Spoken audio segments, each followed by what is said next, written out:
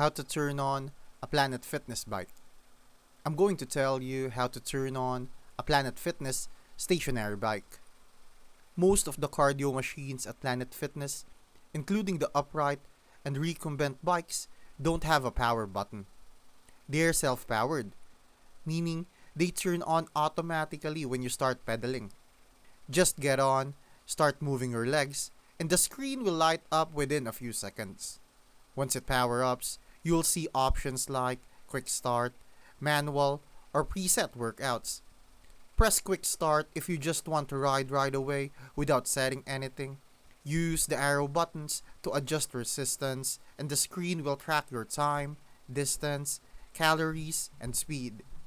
If nothing happens after pedaling for a while, make sure the machine isn't marked out of order or unplugged. But in most cases, it just takes movement to wake it up.